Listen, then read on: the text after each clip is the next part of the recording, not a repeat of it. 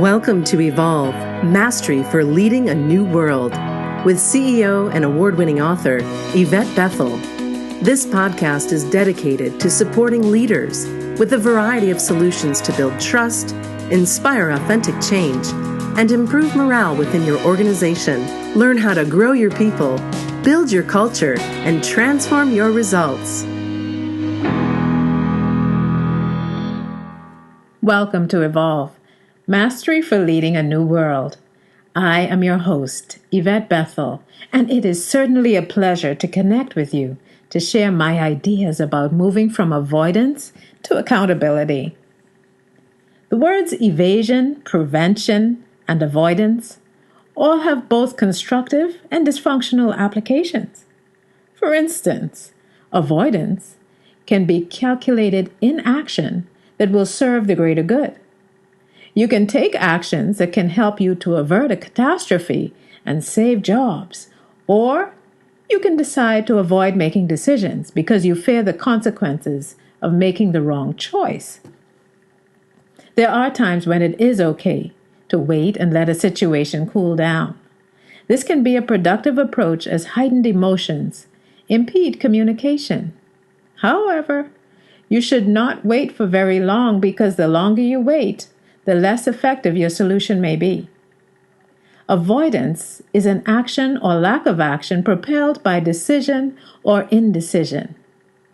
This podcast will explore the unproductive side of avoidance, why it happens, and what can be done to shift to accountability.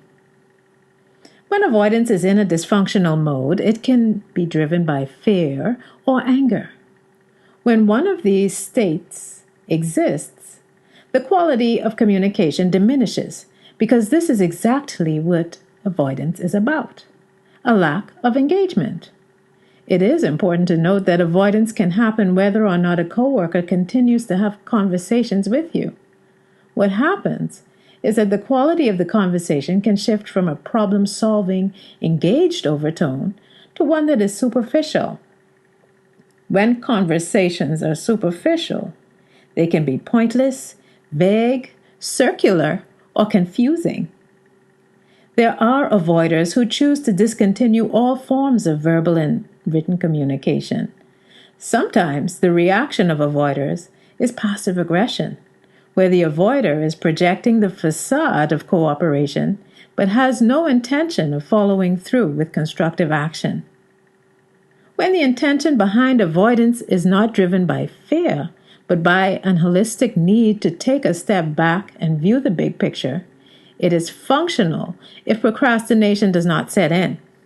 On the other hand, when avoidance is driven by fear, it can cause low-quality communication and impaired productivity.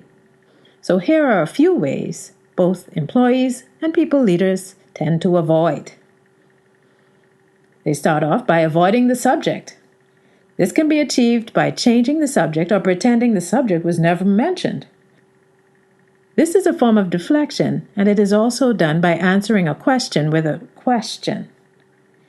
Minimization is a commonly used tactic that is used to create a positive spin in order to avoid an undesired outcome. The intention behind minimization is to mislead by creating a false sense of security. Screening calls is another tactic. You can also avoid by not responding to emails. Blame is yet another way employees deflect attention from themselves. Blame is sometimes accompanied by half-truths designed to appease fact-seekers. Using avoidance as a delay tactic only frustrates the persons impacted by the delay unless they are benefiting from it. Frustration can result in tension or unpleasant reactions, especially if avoidance is creating an unfair situation where someone feels disadvantaged or disempowered by the behavior. One reason why avoidance happens is to self-preserve. When avoidance occurs in the context of fear, the reasons undergirding the evasive action can be fear of consequences, circumvention of conscience, or no conscience at all. Unless the avoider has a cathartic personal experience and honesty and integrity become priority values that drive to courageous action, it is highly unlikely that evasion will cease because for some persons, the need to survive can override or nullify the need to be honest. Another way to transform dysfunctional avoidance into functional behavior is through effective leadership. Attuned leaders realize the impact avoidance can have on their efforts to build a cohesive, motivated team. So here are some of the ways you can develop accountability within yourself and your team.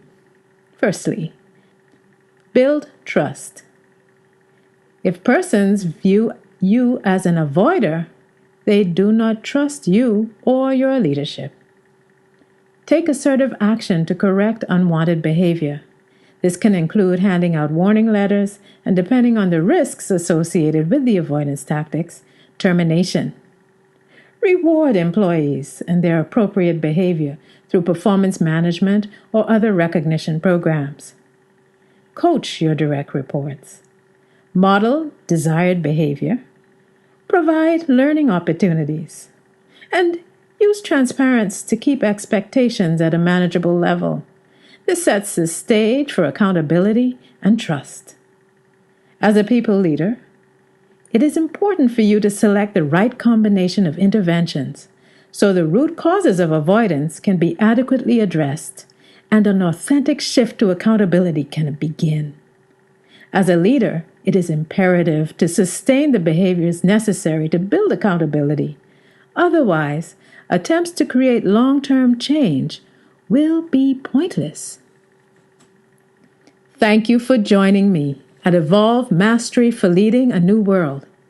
I invite you to join me this and every Monday for a new podcast. In the meantime, remember to always continue to evolve.